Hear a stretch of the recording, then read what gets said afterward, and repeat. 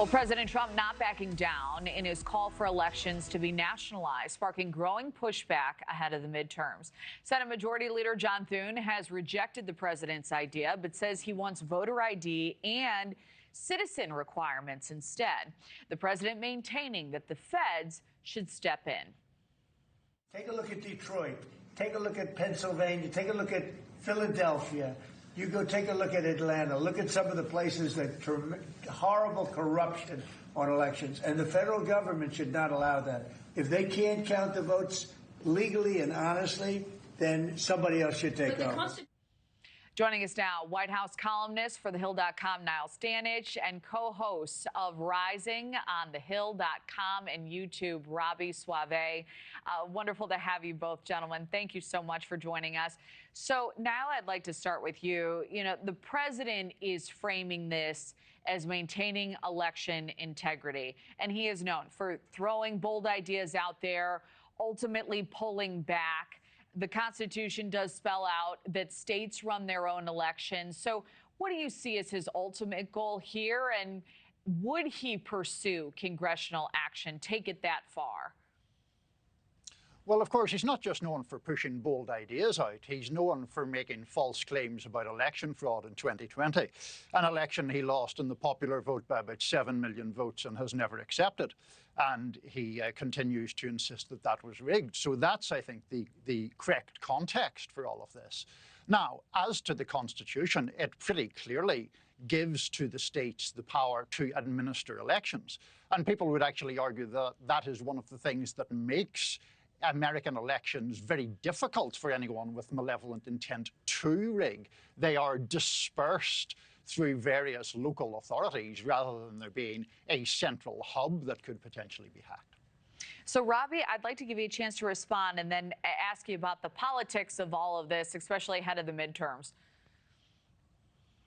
Well, the Constitution, to Niall's point, does make this a difficult issue for the federal government to assume responsibility, so I'm not sure it's going to go anywhere, especially because John Thune doesn't seem open to it.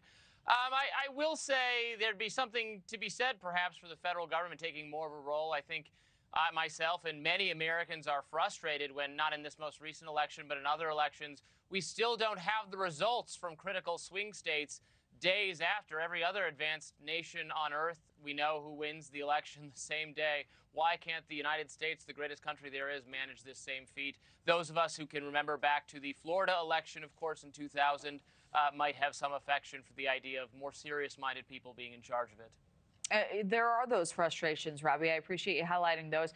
Also, the House Speaker, Mike Johnson, he appeared to be open to the president's call. Here were his words. In some of the states, like in California, for example, I mean, they hold the elections open for weeks after Election Day. That's just one thing that bothers so many people. We need more confidence in the American people in the election system. Now, at the same time, you have Senate Minority Leader Chuck Schumer calling the GOP's bill requiring voter ID and citizenship to vote Jim Crow 2.0. And there has been some dissent on the Republican side as well. So is this, Robby, a sizable fracture in the party, or is this just a forgettable moment ahead of the midterms where Republicans are working to shore up a unified front?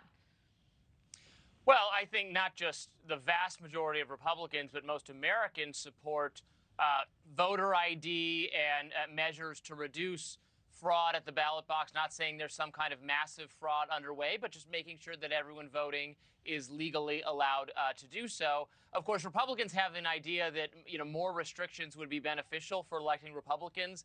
But of course, because of the changing nature of these coalitions, Republicans actually have the less dedicated people to turn out for them right now, the most motivated and enthusiastic people who can pass all those restrictions are voting for Democrats right now. So it's interesting how that consensus has flipped but not caught up to the strategists yet. Thank you for watching. Subscribe below and download our NewsNation app right now on your phone, and you will get fact-based, unbiased news for all Americans.